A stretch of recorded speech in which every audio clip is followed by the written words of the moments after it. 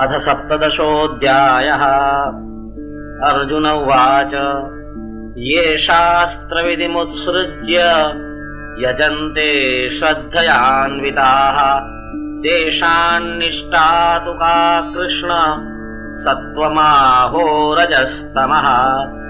श्रीभगवानुवाच त्रिविधा भवति श्रद्धा देहिनां सा स्वभावजा सात्विकी राजसी चैव तामसी चेति तां शृणु। सत्त्वानुरूपा सर्वस्य श्रद्धा भवति भारत। श्रद्धामयोऽयं पुरुषो यो यः श्रद्धः स एव सः।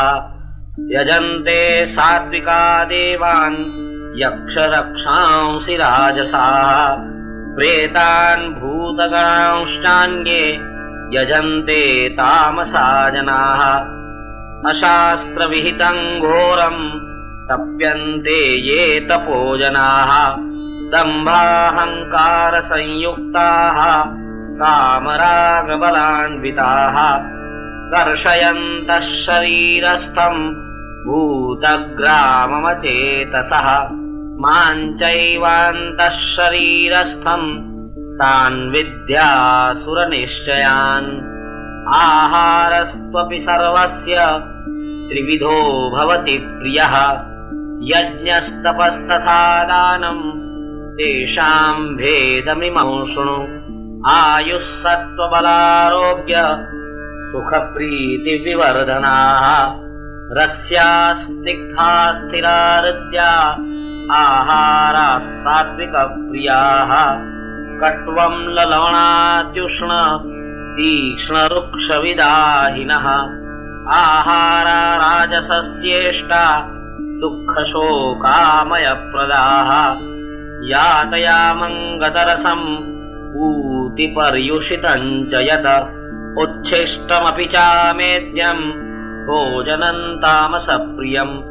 अफलाकाङ्क्षिभिर्यज्ञो विधिदृष्टो य युज्यते यष्टव्यमेवेति मनः समाधाय स सात्विकः। अभिसन्धाय तु फलं दम्भार्थमपि चैव यत् युज्यते भरतश्रेष्ठ तैयज्ञं विद्धि राजसम्।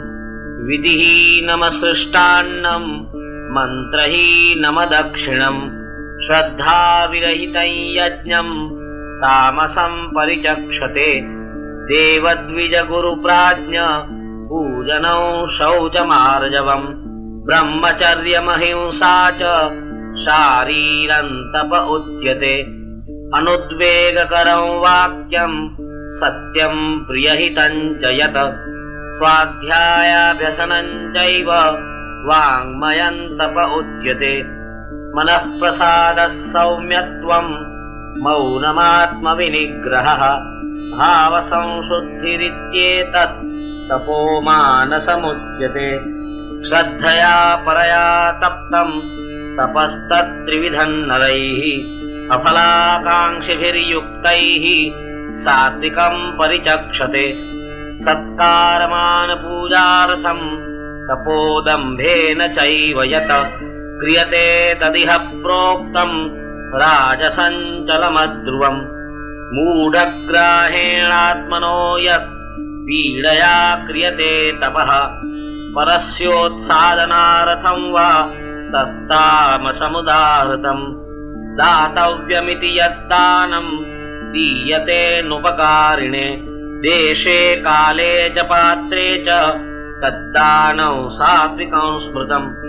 यत्तु प्रत्युपकारार्थं फलमुद्दिश्य वा पुनः दीयते च परिक्लिष्टं तद्दानं राजसंस्मृतम्। अदेशकाले यद्दानम् अपात्रेभ्यश्च दीयते असत्कृतमवज्ञातं तत्तामसमुदाहृतम्। ॐ तत्सदिति निर्देशो ब्रह्मणस्त्रिविधः स्मृतः। ब्राह्मणास्तेन वेदाश्च यज्ञाश्च विहिताः पुरा तस्मादोमित्युदाहृत्य यज्ञदानतपक्रियाः प्रवर्तन्ते विधानोक्ताः सततं ब्रह्मवादिनाम्। तदित्यनभिसन्धाय फलं यज्ञतपक्रियाः दानक्रियाश्च विविधाः क्रियन्ते मोक्षकाङ्क्षिभिः सद्भावे साधुभावे च सदित्येतत्प्रयुज्यते प्रशस्ते कर्मणि तथा सच्छब्दः पार्थयुज्यते यज्ञे तपसि दाने च स्थितिः सदिति चोच्यते कर्म चैव तदर्थीयम् सदित्येवाभिधीयते अश्रद्धया हुतं दत्तं तपस्तप्तं कृतं च यत् असदित्युच्यते पार्थ न च तत्प्रेत्य नो इह। ओम तत्सदिति श्रीमद्भगवद्गीतासूपनिषत्सु ब्रह्मविद्यायां योगशास्त्रे श्रीकृष्णार्जुनसंवादे श्रद्धात्रय विभागयोगो नाम 17 अध्यायः।